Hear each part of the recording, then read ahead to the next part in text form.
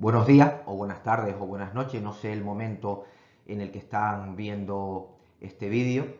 Mi nombre es Pedro Javier Rodríguez Hernández, yo soy pediatra, psiquiatra infantil y de la adolescencia y psicólogo y también profesor de la Facultad de Medicina. Quería agradecerles que hayan dedicado pues este pequeño ratito a un tema que a los profesionales, a las familias, a los educadores nos preocupa mucho, como es la dislexia.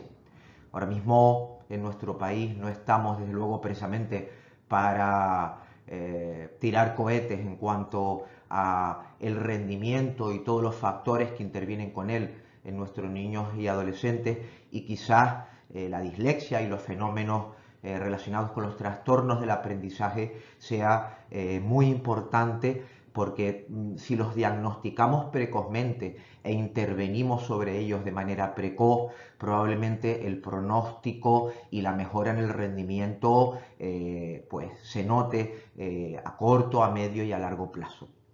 Vamos a comenzar con esta serie de diapositivas que les he preparado para intentar trasladarle cuáles son los conceptos principales sobre este trastorno de aprendizaje, sobre la dislexia.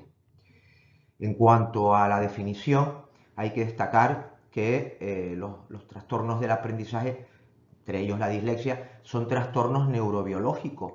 ¿Eso qué significa? Que no se deben a una mala educación, no se debe a que los padres, los educadores hayan fallado en nada en cuanto a su aprendizaje, sino que tiene una base neurológica, y esa base neurológica es la que genera esa falta de habilidad para uno o más aprendizajes en niños que tienen, por otro lado, unas capacidades, una inteligencia normal y un nivel educativo adecuado a su edad. Ahora mismo está considerada como la causa más frecuente de fracaso escolar en nuestro país, y esto es muy importante destacar, ya que probablemente esté infradiagnosticada. Nos encontramos muchas veces con adolescentes ya mayores que cuando les realizas la historia clínica, tú ves claramente la existencia de una dislexia, y que eso ha producido que su rendimiento escolar a lo largo de los años no haya sido adecuado. Otra cuestión importante es que las dificultades que generan esta base neurobiológica son persistentes, no son transitorias, no ocurre en un niño de 6 a 8 años, sino que persisten a lo largo de la vida. Pero desde el punto de vista de cuanto antes lo diagnostiquemos y cuanto antes trabajemos sobre ellas, se puede modular o matizar la gravedad de los síntomas y se puede mejorar mucho la expresividad sobre el rendimiento escolar que producen estos trastornos neurobiológicos. En cuanto a la frecuencia, ya vemos que es muy frecuente. Se habla entre un 5 y un 15% de todas las niñas, los niños, con una frecuencia mayor en el sexo masculino de 2 a 1. Y en cuanto a la causa, vemos que la heredabilidad es muy elevada, ¿no? La heredabilidad lo que indica es la tendencia, no es una herencia como el color del pelo, donde si la madre es rubia y el padre es rubio y el niño sale moreno, te quedas preocupado porque algo raro ahí ha pasado, ¿no? Sino que existe esa tendencia en un 60% de los casos a que haya alguien en la familia que también presenta fenómenos del aprendizaje parecidos.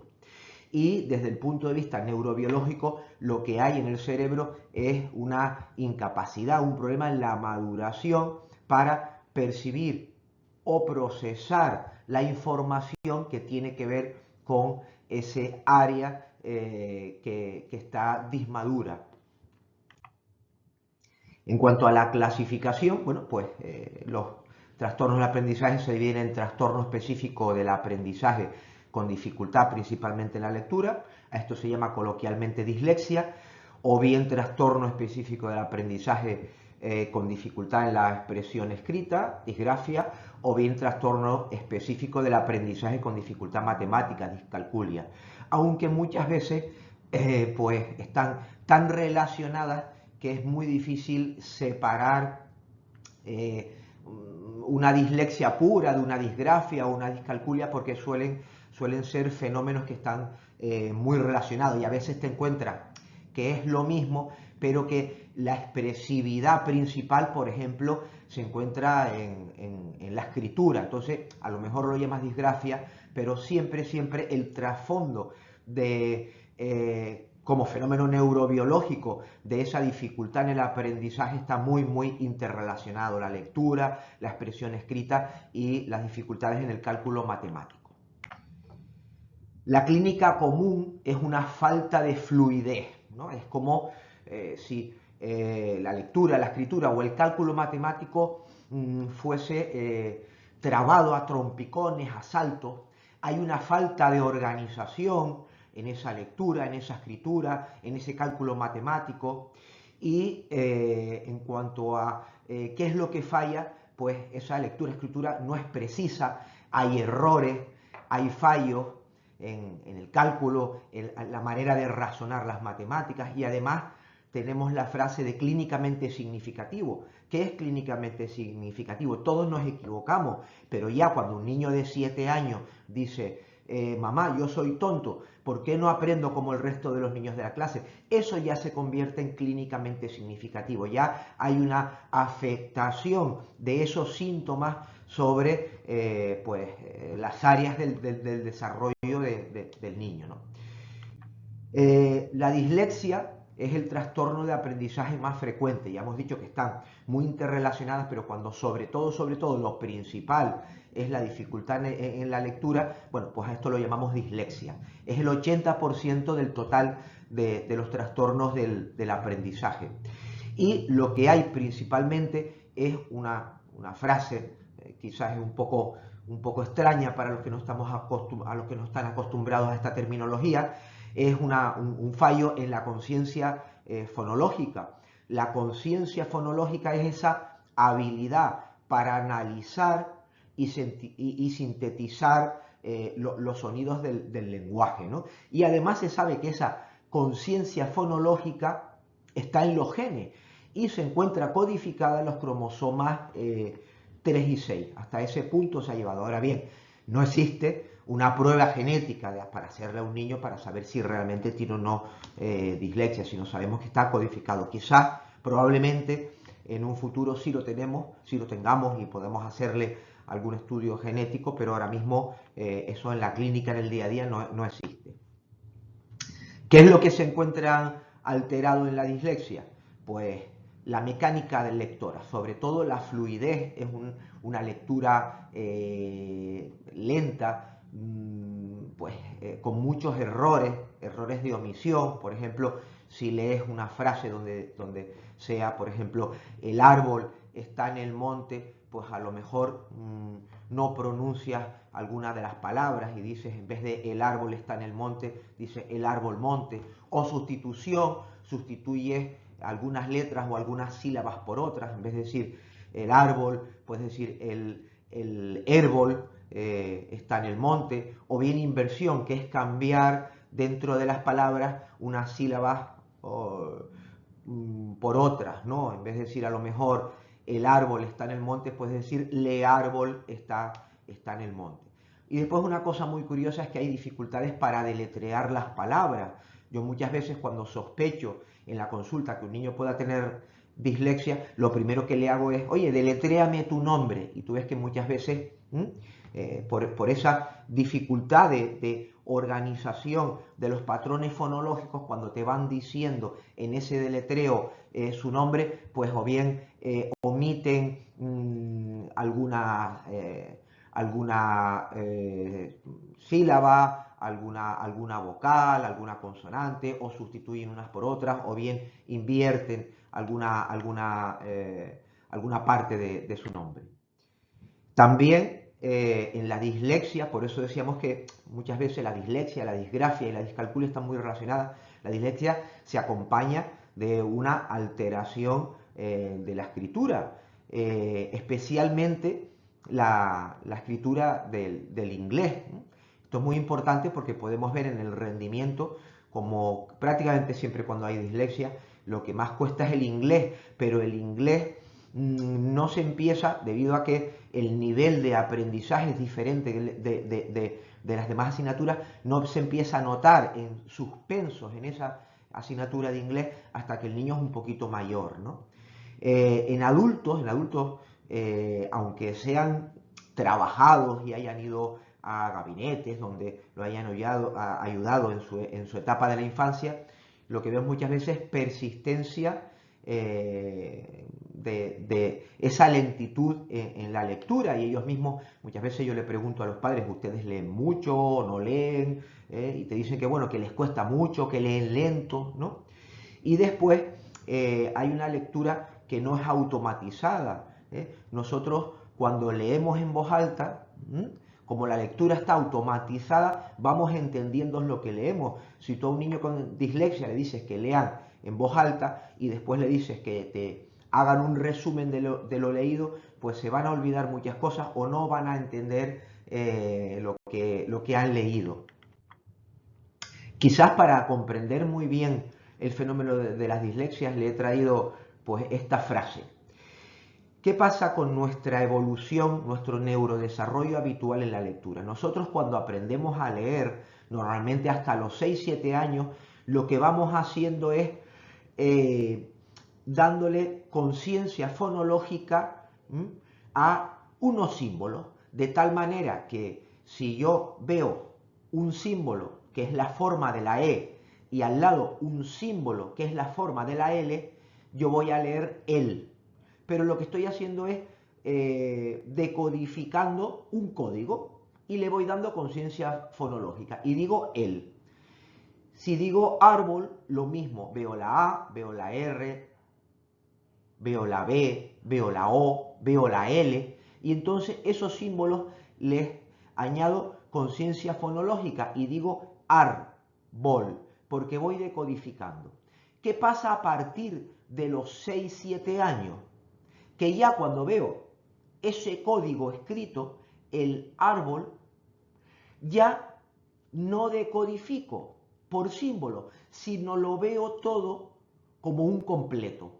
Entonces, lo que hago es, al ver esos símbolos, directamente, lo leo desde el punto de vista completo, el árbol. Entonces, hemos pasado de una ruta, de una vía de decodificación de símbolos, a una ruta de lectura por el significado, que se llama semántica. La semántica es el significado. ¿Vale? El significado de lo que leemos, por ejemplo, el significado de las cosas. Entonces, esto es un experimento muy interesante.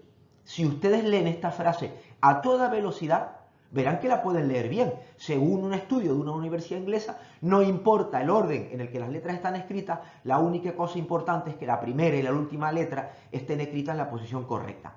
El resto puede estar totalmente mal y aún podrás leerla sin problemas. Esto es porque no leemos cada letra por sí misma, sino por su significado. Si yo no tengo dislexia, lo leo así. ¿Por qué? Porque lo leo ya, después de los 6-7 años, por la ruta semántica, por el significado. Si yo tuviese dislexia, estaría todavía decodificando y leería geun, un ex duyo de una diad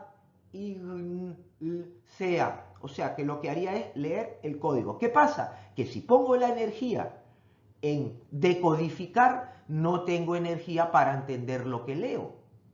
Y esa es quizás el aspecto más importante de la dislexia. Los niños con dislexia, este paso entre la ruta de decodificar y la ruta de leer por el significado está retrasada, está dismadura. Espero que con este ejemplo haya quedado pues más o menos claro, digamos, el por qué los niños con dislexia tienen este problema a la hora de leer, de entender lo leído, por qué se equivocan tanto. Claro, eso es, digamos, una lectura que te requiere mucha energía, por eso omites alguna parte, por eso sustituyes unas vocales por otras, por eso realizas inversiones cuando lees, porque es una ruta que quema mucha energía. El diagnóstico es clínico. No existe una prueba ahora mismo que te permita establecer con una seguridad que te diga, oye, pues le paso este test al niño y ya sé si tiene o no dislexia. Es clínico. Preguntándole al niño cómo lee, observándolo, si es verdad que son importantes los antecedentes familiares y si es verdad también que existen una serie de instrumentos, de test, que nos pueden ayudar en el análisis de los síntomas. Estos quizás sean los más utilizados, el TALE, el PROLEC, el PROES, son una especie de pruebas que se le pasa a los niños en donde se ve exactamente en qué punto está en el desarrollo de la lectura o de la escritura. Comorbilidad. ¿Qué significa la comorbilidad? Otros trastornos que aparecen con frecuencia asociados a la dislexia. Quizás el más frecuente es el TDAH. El 70% de los niños con dislexia o con TDAH tienen también pues, de lo otro. Sí es verdad que aquí me gustaría parar un momento. ¿Por qué? Porque imagínense ustedes un niño que le cuesta mucho leer, que le cuesta mucho estudiar, que está en clase, por ejemplo, vamos a poner un niño de 8 años, que está en clase por la mañana, desde las 8:30 de la mañana hasta las 2 de la tarde, en donde la actividad principal precisamente es leer, escribir. ¿Qué pasa? Que ese consumo tan grande de energía que necesitas porque estás por una ruta que no es la del significado, sino decodificando constantemente, hace que llegue un momento en donde ya no tienes energía. Entonces, al no perder energía, pierdes el hilo conductor de la clase, dejas de hacer la actividad y empiezas a mirar al techo y el niño se empieza a aburrir y el niño, como se aburre, empieza a hablar con el otro niño que está al lado y se empieza a levantar. ¡Ah! El niño tiene TDAH. Puede ser que sí, porque la comorbilidad es muy frecuente, pero también puede ser que tenga dislexia y los síntomas que estamos viendo, que aparentemente son de inatención, de hiperactividad, de levantarse mucho, de molestar a los demás, sean secundarias a la dislexia y que realmente no tengan problemas de atención. Por eso es importante diferenciar bien la sintomatología de origen de cada una de las dos entidades. Sí es verdad que hay una recomendación, pero no es una recomendación científica, sino esto te lo comentan los expertos en dislexia, de tratar el TDAH cuando está junto con la dislexia, aunque el TDAH sea aparentemente leve. ¿Por qué? Porque si mejoramos la atención, la velocidad a la que vamos a poder intervenir con la dislexia es más rápido, es mejor. Si tú estás más atento, aunque el TDAH, esas dificultades de atención sean leves, pero si mejoramos esa atención, las posibilidades de trabajar la dislexia van a ser mayores. Entonces, pues nos es útil el tratamiento de un TDAH, incluso aunque sea leve, como de manera secundaria va a mejorar también la dislexia. Sí, otra cuestión curiosa es que el tratamiento farmacológico en el TDAH, que es uno de los tratamientos que se utilizan en el TDAH, que son estimulantes de la atención, no mejoran el rendimiento cuando hay dislexia también, si no se trata también la dislexia. Y el tratamiento de la dislexia es un tratamiento psicopedagógico. Otras cosas curiosas, por ejemplo, fíjense, porque esto está, digamos, en el acervo popular. Oye, si el niño le cuesta leer, pues que lea más. Oye, si el fallo no es, digamos, por su educación o por tipo del profesor o porque haya leído o no, el leer más no va a mejorar la dislexia. Puedes leer más, pero el fallo que es neurobiológico lo seguirás teniendo. ¿Qué hay que hacer? Ejercicios de mejora de la conciencia fonológica. Y desde luego, hacer una adaptación cuando el retraso en el aprendizaje es ya pues importante, ¿no? Porque si no el niño estará en clase y ya no solamente tiene esa dislexia, esas dificultades para seguir el ritmo, como que además su nivel de aprendizaje está pues 2 años antes, pues estará más perdido todavía. Vamos a ver qué es eso de ejercicios, para poner algún pequeño ejemplo de conciencia fonológica. Por ejemplo, la conciencia fonológica es ese tomar conciencia de esos sonidos y poder darle significado a lo que leemos. Fíjense que hemos dicho que lo importante es pasar del decodificar esos símbolos, que es la lectura, a darle ese significado, a darle, digamos, mayor relieve al aparato semántico de lo que leemos, al significado de las cosas. Por ejemplo, indica el nombre de un juguete. Pues esto es una pelota. Escribe, pelota. Haz una historia con ese objeto. Pues el niño estaba jugando con la pelota. Claro, eso vamos añadiendo conciencia fonológica porque le vamos dando significado a la palabra escrita pelota. Entonces ya el niño puede mejorar el que al ver esos símbolos que indican pelota, le va a dar el significado de un objeto redondo con el que el niño juega. A partir de esa historia, haz otra en donde cambian los protagonistas. Por ejemplo, ya no son los niños, sino son los vecinos. Haz otra historia similar con otro juguete. ¿Qué vamos haciendo? Vamos mejorando la conciencia fonológica. Vamos mejorando la incorporación de la semántica, que es el significado de las palabras. Vamos incorporando ese significado de la palabra a unos símbolos que están escritos y que indican la palabra pelota o lo que sea. Pues eso un poco es el trabajo. Trabajar todos los días con estos ejercicios de conciencia fonológica para que sea más rápido, para que sea más fácil el pasar de una ruta de decodificar símbolos a una ruta de leer por el significado de las cosas. Que sea más rápido, que sea más fácil, que haya menos fallo a la hora de lectura. Bueno, pues esto es un poco lo que quería transmitirles. Espero que les haya sido de utilidad, pues a modo de introducción. He intentado hacerlo lo más sencillo posible porque realmente no es tan sencillo. Esto tiene muchos entresijos que muchas veces, bueno, tenemos que ir tirando de un hilo porque hay muchas cuestiones detrás, pero básicamente yo creo que es el apartado principal de qué es la dislexia y cómo hay que enfrentarse ya tanto profesionales como educadores, como familia, para aprender un poquito más de qué es lo que significa. De todas formas, yo les he añadido ahora al final, aparte de los lógicos agradecimientos, tenemos todos que estar unidos para intentar mejorar nuestro afrontamiento, porque esto es una tragedia, ¿no? O sea, el informe PISA, cualquier informe del nivel de aprendizaje ahora mismo en España está por los suelos, ¿no? Les he añadido mis datos de contacto por si quieren comentarme algo. Este es mi correo personal, esto es un Instagram profesional que tengo. Y bueno, simplemente desearles que sean todo lo más felices posible y agradecerles de nuevo este ratito que hemos compartido juntos.